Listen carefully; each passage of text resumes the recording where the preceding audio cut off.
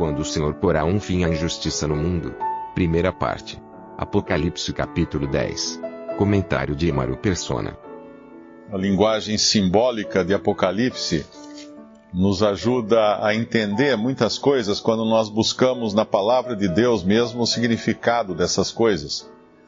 Por exemplo, nesse capítulo 10 agora de Apocalipse, no versículo 1, e vi outro anjo forte que descia do céu, vestido de uma nuvem. Nós lembramos que lá no Antigo Testamento, Deus, a presença de Deus se manifestava na forma de uma nuvem. Isso aconteceu durante a peregrinação dos israelitas no deserto, quando a nuvem os seguia. Aconteceu também quando Salomão inaugurou o templo, e uma nuvem encheu o templo, e aquilo era a glória de Deus enchendo o templo. E sabemos que o Senhor Jesus também virá entre nuvens. E aqui essa nuvem nos fala do próprio Senhor. Esse anjo, ele está tipificado aqui numa linguagem simbólica, é o Senhor Jesus, agora na sua posição de juiz, para julgar a terra. Então essa nuvem nos fala da presença da divindade. Também por cima da sua cabeça estava o arco celeste, ou arco-íris, que nós encontramos lá atrás um pouco no capítulo 4, versículo 3. Só que ele estava naquele momento ao redor do trono.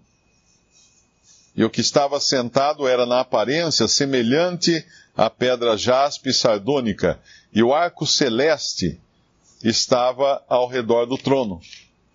A primeira vez que esse arco celeste, ou arco-íris, aparece na Bíblia é lá em Gênesis, quando Deus faz uma aliança com a criação, e foi uma aliança de misericórdia, dizendo que ele iria preservar o homem, não iria destruir totalmente a terra com águas, e por isso foi em Noé. Aí ele coloca, no final do dilúvio, ele coloca o arco-íris no céu como um símbolo da sua misericórdia, da sua graça para com o homem. Ainda que ele tenha que ser juiz e julgar, Deus nunca deixa de ser misericordioso e gracioso para com os seus. E aqui depois fala dos seus pés como o rosto como o sol. O sol é uma figura também da glória de Deus. O sol de justiça. Cristo é como o sol de justiça que virá. Também nos seus pés, no versículo 1, são como colunas de fogo. E o fogo nos fala de juízo, então nós vemos aqui, que o seu andar será juízo. Ele está vindo para trilhar um caminho de juízo, porque a terra agora vai ser julgada. E ele não poderia deixar passar impune todo o pecado dos homens. No versículo 2 nos fala do livrinho aberto. E se a gente vai lá em Daniel, no final do livro de Daniel, Deus fala para Daniel selar ou fechar aqueles escritos, as coisas que ele escreveu, a revelação que Deus deu a ele, como um livro fechado. Um livro fechado, ele é inacessível, mas ele fica guardado até o momento de ser aberto.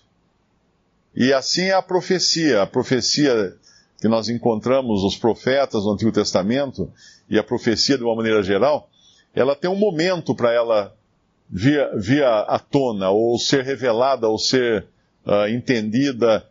A profecia muitas vezes é um livro fechado, e aqui o livro está aberto, o livrinho aberto na sua mão direita.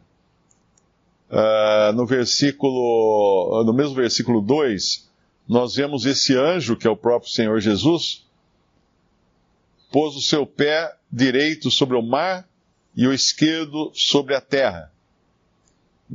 Em Apocalipse e em outras passagens da Bíblia, nós entendemos que mar e terra são duas palavras que simbolizam as nações.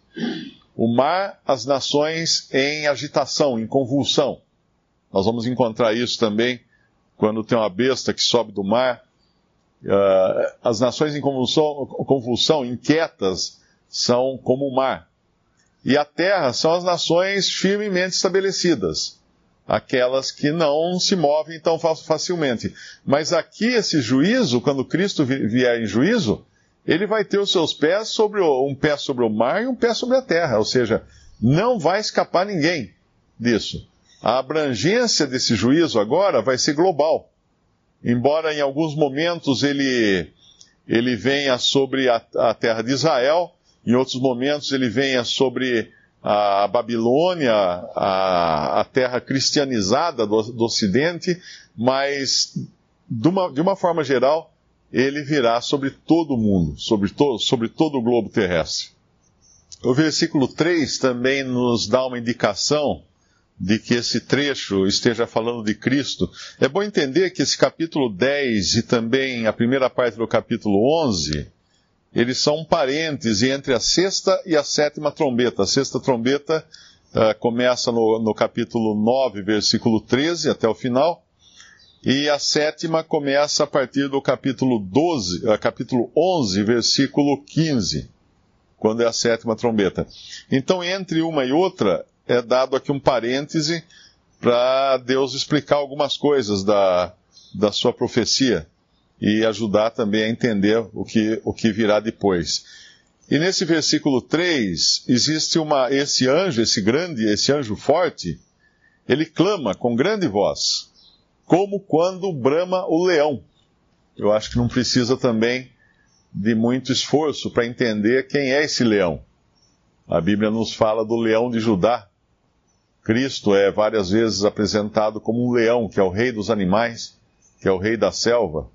E essa voz, como o soar, no versículo 3 falei, havendo clamado, os 7 trovões fizeram soar as suas vozes, e sendo ouvidas dos 7 trovões as suas vozes, eu ia escrevê-las, e ouvi uma voz do céu que me dizia, sela o que os 7 trovões falaram, não os escrevas. Então existem ainda aqui revelações que não são para todos, que ainda são suprimidas para serem reveladas no seu devido tempo. E João, em alguns momentos, vai precisar ter essa responsabilidade de guardar certas coisas que foram reveladas a ele. E no versículo 5 nos fala do anjo que devia estar sobre o mar, sobre a terra, levantou a sua mão ao céu e jurou por aquele que vive para todo sempre, o qual criou o céu e o que nele há, e a terra, o que nela há, e o mar e o que nele há, que não haveria mais demora. Esse juramento, ele é parecido com aquele juramento que fala no Antigo Testamento, quando Deus jurou por si mesmo. Porque não havia alguém acima de si mesmo para ele jurar. Mas aqui nós vemos o Senhor Jesus jurando por aquele que vive para todo sempre, o qual criou o céu e o que nele há, e a terra o que nela há. Mas nós vamos lá em João capítulo 1, ele vai nos dizer que no princípio era o Verbo, e o Verbo estava com Deus, e o Verbo era Deus. E todas as coisas foram criadas por ele, e sem ele nada do que foi feito se fez. Então esse é um juramento que o Senhor faz aqui na condição de juiz da terra, mas por si mesmo. Porque não tem ninguém mais elevado do que o próprio Deus. E sabemos que Cristo é Deus. É o Filho de Deus que veio em carne e agora está ressuscitado, está glorificado e voltará nessa posição de juiz do Filho do Homem que vem julgar todas as coisas.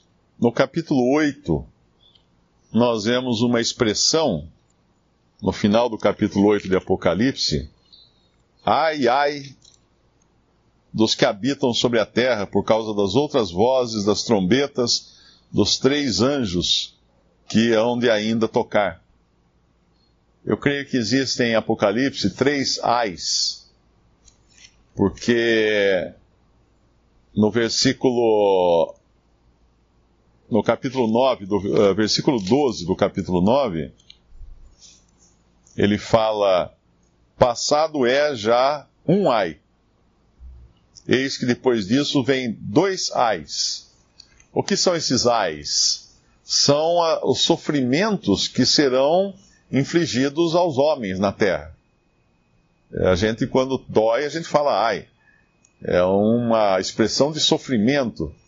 E existem 3 momentos aqui de sofrimento. Esse primeiro, que foi causado aqui pelos escorpiões, que são, na verdade, são seres demoníacos, né? São hordas de demônios ou de homens também, motivados, energizados por demônios, que vão afligir as pessoas.